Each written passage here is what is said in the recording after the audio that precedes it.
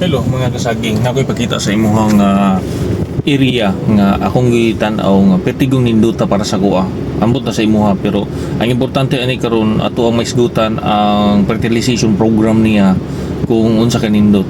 Tuloy gamay ra kay siya og fertilization program ba simple ra kay siya pero ang result siya ang saging dako kaayo gyud og kalainan. Ako ha 5'9" and a half ang ako ang height og naana ko sa 90 kilos medyo dako-dako na gud og sa baboy nga 90 kilos pwede na gud ihaw na siya. Imagine na ragud na ang akong lawas og gitapad na ko sa lawas sa saging ni Nick Gabo.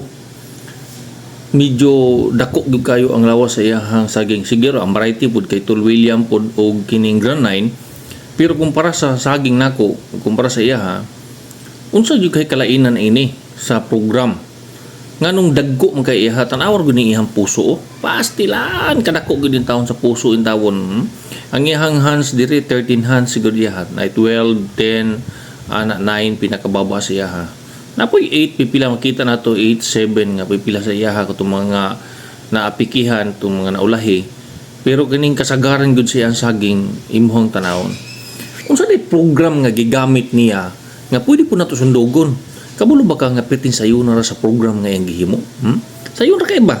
Pero tanaw sa ning isa ka kuan niya, isa ka area niya, isa ka tertiary, ang tawag na to ay ni. Kining tertiary, ang tawag ani sa uban block pero sa mga sagingan, ang term nga ginagamit tertiary. Sa uban nga tertiary, ang gitanom, standard man ang size ani, ang gitanom na upat, ako gad 5 pa gani akong gitanom mo nandugol gud siya kay ba. Pero kining iha tulo ra pod sa tunga nagkuan lang splitting nang siya. Mo po ang kalainan niya. So kini lang siya medyo lagyo ang distance mo dagko man gyud. Pero balik ta dito sa fertilization program niya. Kining fertilization program nga gihimo ni Nick nga pwede po natong sundugon. Kay una, gamay ra man gud og gasto ang iyang fertilization. Akong gi-search sa Google kung pila man gyud ang putas nga gami nga kaunon sa atong saging per year. Kabutang niya 1,000 kilos per year ang per hektar ang kining kaunon nga putas sa tuang saging. Ang urea, gamay ra man kay 150 grams to 300 grams per hills ang requirement niya. So ang study nagaingon ana. So yun na ra man ikagamay ang urea ra magputas ang gihisgutan dinhi, wa man maghisgot og lain.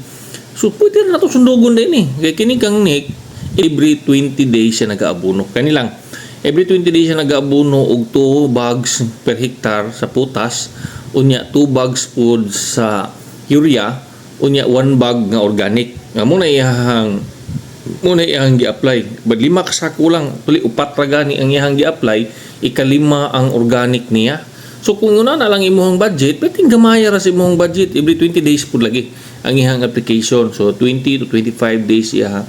Kung imuha diha nag-lima pug ka gagmay kay punuan imong saging niya gagmay pud og puso niya dagko ra ka gasto basig pwede pud nimong sulayan ang program nga gihimo ni. Pero ang pinakasayon ato na lang ging ipasuwil analysis ang atong yuta para makabalutag unsay atong gamiton nga abono kana lang mga kasagi.